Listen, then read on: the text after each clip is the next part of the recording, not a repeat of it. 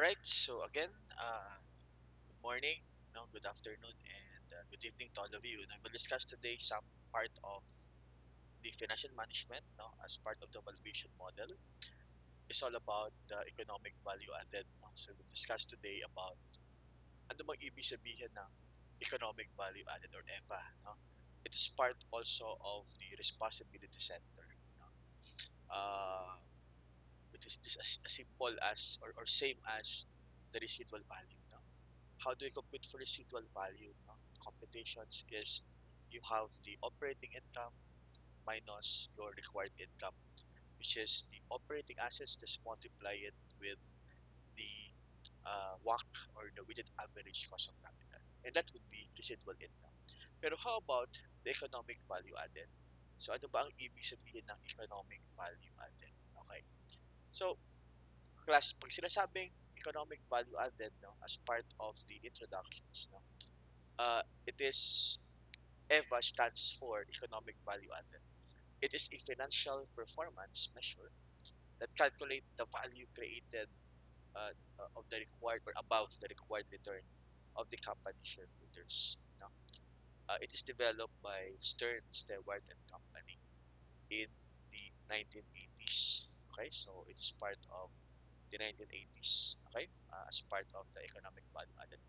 And with this, part of the EVA, developed by Stern, Stewart, ano yung mga key points niya? It is in the 1980s. Number one daw, it determines the companies in creating or destroying the value. Determining if a company is creating or destroying value. Anong ibig sabihin? Baka yung company kasi ay palugi na rin. So, and because of this, very, very important is the computations for the economic value added. And also class, very important, it also focuses on the profitability after deducting the cost of capital. Okay. So that's the importance of economic value added. Okay. So ano yung formula class? So the formula for EVA is that NOPAT. Ano yung NOPAT? NOPAT here is the net operating income after taxes.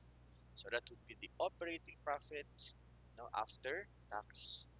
The net operating profit after tax or taxes. NOPAT. And also we have again the weighted average cost of capital. So if ating discussed last time about the company's cost of capital. And your capital naman is the amount of capital invested in the business. Okay? And that will be part of your capital. Okay, ganun lang kasimple, no? Ang formula niya, NOPAT minus your capital to be multiplied by the weighted average cost of capital. So notice, parang same siya with the residual value. Ang pagkakaiba niya lang, no, is that hindi NOPAT ang ginawa ng operating income. Alright. So, why EVA matters in financial management? Number one, as part of this is the key benefits ng valuation, performance measurement, investment decision, and focus on the long-term goals. Ano ibig sabihin? Number one, value creation. Ibig sabihin, it measures daw how effectively a company is generating profit relative to the cost of its capital. Okay? Also, number two, performance measurement. It helps daw in evaluating the performance of the business units and managers. It also part of the investment decision used by the investors to assess whether the company's stock will generate returns above the cost of capital. Ano pa? It also focuses on the long-term goals. Encourages management to focus on the long-term shareholder value rather than short-term. So, meaning to say, the importance of this economic value added is about long-term in nature. Okay? So, very important is about long-term in nature. Okay. So, ano pang kakaiba niya with the EVA versus traditional profit measures? Ito yung ginawa natin in the residual income. Traditional is about, example here is the net income or the return on investment or return, yeah. So limitations of this do not account for the cost of capital or can give also misleading signals about the value creation. Okay? So ano yung advantages naman nito? No? So of course it considers cost of capital, giving the true picture of the value or creations or distractions. We go back to the topic no, of your cost of capital. Wherein cost of capital is to know the cost and to know the return. No? Okay. So also very important is as part of the EVA is the example. Ano example natin? Suppose that the company has net income or net profit after tax 500,000. Then we have your WACC of 10% and you have capital invested of 4 million. Ganun kadali yung formula. No? Para siyang residual income lang. No? 500,000 minus 4 million to be multiplied by 10%. And you have here 500,000 minus 400,000. Magkano yung economic value added? 100,000. So therefore, the company has created $100,000 in value above your cost of capital. Okay? Ganun na class ang formula ng ating net income. Okay? Uh, before or net income profit after tax minus your WACC to be multiplied by your invested capital. Okay? So that's the formula. Okay. What else? Also, key components of your weighted average or sorry, the economic value added. Ano yung mga key components? Again, NOPAT, the net operating profit after tax.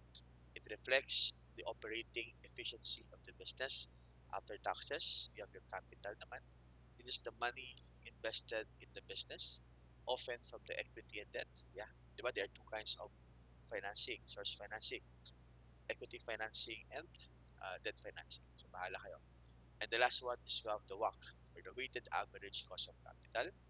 And that's your the rate of the return required by all of the company's investors, both equity and debt. Okay, ano pa? Also very important is the importance. Important is the importance of economic value added for managers. So ano yung mga importance niya? Okay? Number one, it aligns daw management with shareholders' interests. Also, we have performance evaluation. We have also compensation and incentives. Ano ibig sabihin ng alignment management with shareholders' interests? It encourages daw decision that increase the shareholders' wealth. And we have also performance evaluation. Now can be used to measure the effectiveness of managers in creating value. How effective are you in creating the value? And sa magpasweldo rin, di ba? Compensation and also incentives.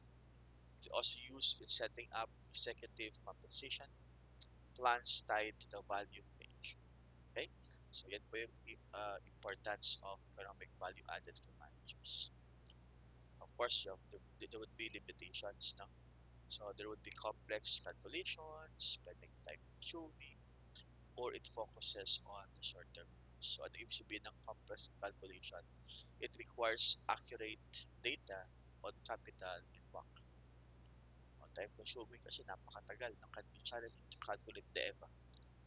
Because if you have a large organizations or complex capital structure, and the focus on the short-term goals may lead to an overemphasis on the short-term profit. Yeah.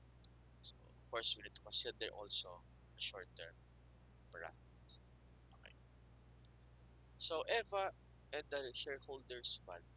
Ano pagkakaiba niya? No? Economic value added and the shareholders value. So in terms of the relationship, positive EVA indicates that the company is generating more value. Mas maganda pala positive ang siyempre the formula ay NOPAT minus capital times WACC. Better to have more or positive EVA. Negative EVA naman signals that the company is not generating enough returns to cover its cost of capital, potentially destroy the value. So again, pinakamaganda, you have a positive EVA. Meaning to say you have more NOPAT than the cost of capital to be multiplied by the weighted average. So I believe this is the last slide. No? Then, in my next video naman, no, I will discuss about uh, capitalization of earnings method. So just wait for it. No, for this we'll discuss more about capitalization of earnings method. So again, this is my reference. No? So and thank you very much, and hope to see you soon about videos about financial management management accounting, cost accounting, and some of the uh, videos no related to the management and vice versa.